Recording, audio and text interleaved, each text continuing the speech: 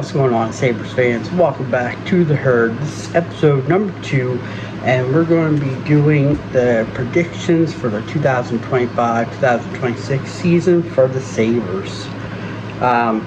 So, predicting on where the Buffalo Sabres will finish this year for the season is challenging, but based on the trajectory of the team that they're on, they could be looking at a playoff contender spot, especially in their younger star, if their younger stars develop a bit more this year as expected.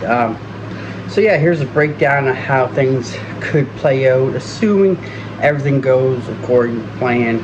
I mean, injuries play a big part in this as well, so take it with a grain of salt. This is just my prediction for this season. It could vary for other people as well. So for the 2025-2026 prediction, I see them going 44, 28, and 10 for 98 points this season. Why I think this record is feasible? For one, improved core group. So the Sabres core, including Darlene, Power, Quinn now, who's been stepping up each season. He's been getting more and more better. And now that Rasmus Dahlin has a C, he's going to lead us a little bit better too. And Owen Power's starting to develop, and we're going to see a little bit more coming out of him with the addition of Michael Kesselring there too. He's going to help Owen Power's development a bit more as well. They'll be likely entering their prime too this year, which is good. These players should continue to develop and make the team more competitive. If their growth continues, the Sabres will have one of the most dynamic young cores in the league, which bodies well for their long-term success. So Sabres core, they're still young, yes, but they're really grown together, which is great. We're not seeing pieces traded. Well, we did see JJ Peterka leave, which sucks, but in a way it's good because we got Kesselring back and Josh Doan, who's going to be a big part coming in the future of this team as well, on a third line or fourth line grinder type player. I'm going to get some few goals as well, so that's solid. How Michael Kesselring is going to help this team hugely, and the addition of Connor Timmins is going to be a big, huge step for the Sabres too, because we got a nice solid 6D pairing, 3D pairing, 6D, and a 7D with Bryson that we can throw in there, and also with Ryan Johnson we can chuck in there as well if injuries do happen. So that's huge. Number 2 for the why I see this record being feasible is Ukko-Pekka Luukkonen. We finally got a starter, and if he keeps developing like he did have the season last year, and that turns over to this year, it's going to be huge. It's going to give them the stability in goaltending, especially the addition of Alex Lyon there as well, kind of help take a little bit of load off of Ukko-Pekka Luukkonen as well there, to kind of give him some rest. I'd say you'll see Lyon start 15 to 20 games, kind of give Ukko-Pekka Luukkonen some rest. And then we got Devin Levi down in Rochester, still yet to sign, but he'll get done, and that's going to help his development more down there, where he'll be able to start and get the reps in that he needs. And I do think that we'll see him get called up this season and play maybe 10 to 15 games with injuries, because injuries are likely to happen. Like I said, goalie is the hardest position to play, because you're always up and down, and you're getting shots taken at you, between 88 to 100 and something miles per hour. So, but yeah, so great to see them. Nice, young, promising goalie core there. While it might not have elite Vezina candidate, solid goaltending and good team defense is going to keep them competitive throughout the season. You don't need an elite goalie like the Rangers have or the Islanders. The Avalanche proved it. You can win with just a good goalie if you have the right decor there. And I really love Buffalo's decor. I love what they did, the little tweaks that they've been adding. I think they still need one more top six offensive player, but I mean, that'll come hopefully. But yeah, and then number 3, the playoff push. So by 2025-2026 season, the Sabres should be firmly in the hunt for a playoff spot in a highly competitive Eastern Conference. We're going to see the downfall of the Boston Bruins. They look like they're turning to a rebuild. Detroit still yet to prove it. They're good. They're a really good team. Maybe with Gibson there to help them might kind of change the directory a little bit for that as well. So with the young and hungry team, they could easily eclipse the 90-point mark and push for a wild card spot, or even compete for a top 3 position in the Atlantic Division, depending on how other teams perform, like I said.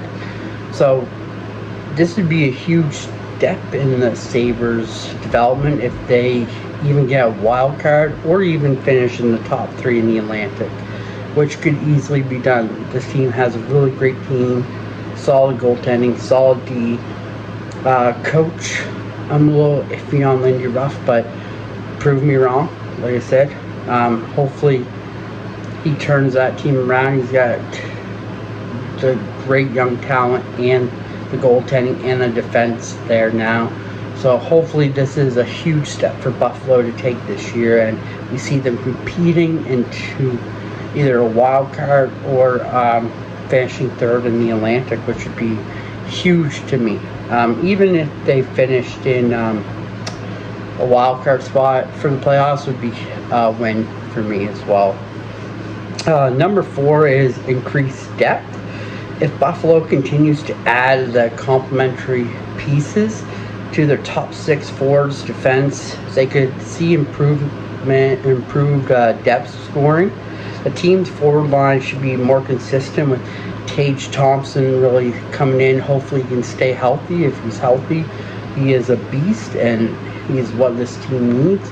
It's just beat the healthy part that's really hurting Tage for his career. But like I said, if he stays healthy, he's going to be right up there with scoring, and he's going to get his points. And the other stars, like Michael Kessering that they brought in from Utah, who's going to shine with Owen Power, and Owen Power's really going to shine with Kessering as well.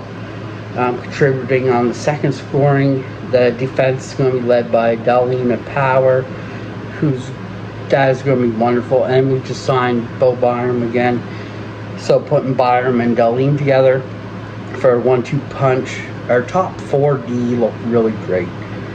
Even their top 60 look really good too. But yeah, the top 4D, probably one of the best in the league right now. As long as everybody's healthy, this team's going to do really, really well. Number 5 is team chemistry. So the team chemistry should improve as the many younger players become more accustomed to playing at a higher level. And we seen a glimpse of it last year, and we're going to see a totally different team this year because they're all been growing together and really feeding off each other. The locker room's been really great. Learning and succeeding too, like getting the bigger wins, learning from the losses, taking aways from that as well. Lindy Ruff's been really good with teaching these players, so that's really good. Then as the squad gets older, they'll learn more to handle the 82 season grind. And the leadership of experienced players like Jason Zucker, Alex Tuck, that's really going to help this young core too, because they've been through the NHL, they've seen it all, been through it all. Tuck won with Vegas, Zucker, just a veteran player who's been through everything. So good guy to have in the locker room for when you're on losing streak, to tell you how to get out of the slump and everything. So then best case scenario out of Buffalo making the playoffs, I see is 47, 28, and 17. So 47 wins, 28 losses, 17 ties or shootouts, which would be 101 points. If the Sabres manage to stay healthy, which is the biggest issue, if they stay healthy, developing their young players further as well, and getting some breakout season from key players, could crack 100 points easily this season and challenge for a higher playoff seed in the Atlantic. And a lot of things would need to fall into place, but the scenario is within reason for a team on the rise. So if we see that if Jack Quinn keeps developing how he has been, it's going to be really good for this team. That second line is going to be really good. First line's amazing. Ryan McLeod just keeps going and going. He's like an Energizer bunny. He's a Sam Bennett for the Buffalo Sabres, which is really good to have. So key factors to consider in this Atlantic Division. Sabres are in a very tough division. We got the Leafs, the Panthers, Senators, Red Wings, the Lightning are always there as well. Boston could still be there, but I see them falling. But yeah, you see the Ottawa Senators merging. Tampa Bay is always there. You can't second guess them. Vasilevsky and that group, they always are in the hunt. The Red Wings, they still have to prove it. Like I said, I've been seeing them kind of down slide last year. Toronto's going to look totally different team, so I'm curious to see how that looks.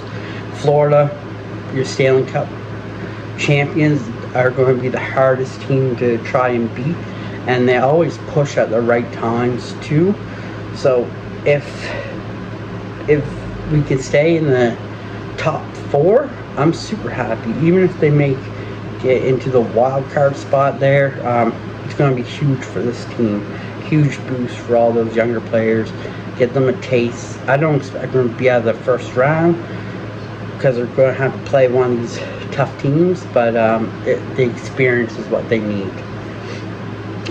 Health is going to be another major factor in everything. Like injuries to key players like Tage Thompson, Rasmus Dahlin, and other stars could determine to their playoff chances as well. Depth will be important, and the team will need a bottom 6 and defense to step up. That's why I think they went up and got Connor Timmins. Re-signed Bo Byram, because he's a proven winner. As much as we like to hate on Bo Byram and want him out there, I want him here. I think Bo Byram fits Buffalo, and he'll be great for Buffalo. But yeah, like Josh Jones going to help. He's going to step in. I'd love to see Constant Helenius jump in. You can bring some scoring for this team too. If goal scorer goes down, he can go into that line as well. But yeah, that's going to be the biggest thing for this team, is the injuries. So if we can stay healthy this year, definitely see them into a playoff spot or battling for a playoff spot. Special teams, that's going to be another issue this year. Power play and penalty kill will be a huge role if the Sabres continue to develop an efficient power play with weapons like Dahlin, Thomas, Jack Quinn emerging as well. They could win more close games. They have weapons. Buffalo has a ton of weapons, and they have 2 really great power play lines. So I see a huge boost in the power play this year. Same with the penalty kill. I see a huge boost in that also. bottom line for season, I'd say 98 points is a fair estimate for the 25 to 26 Sabres, meaning they are firmly in a playoff picture. If they take the next step in their development and stay healthy, they could exceed that total. They've got the pieces, and it's just a matter of how fast they can put it all together. So now we have the pieces in place, and now it's up to Lindy, Ruff, Kevin Adams, and all that coaching staff to get these guys together, get them on the same page. I have no doubt in them competing. They're always going to compete. They're not going to be the Sabres we're used to seeing down the bottom. We have a team here, and I have a feeling this team is going to make the playoffs this year. You can timestamp that right there, but they are going to make the playoffs this year. So yeah, that's a little bit about my predictions for this upcoming season for the Sabres. Do you think it's optimistic? Do you think it's conservative for them? Let me know in the comments. I'd love to hear what you guys think. Or is there another team you think will be a bigger threat to them this season? I'd love to know what you guys think in the comments. So leave them in the comments and I'll answer them in the next video. But until then, this is Dan, this is The Herd, and have a good one.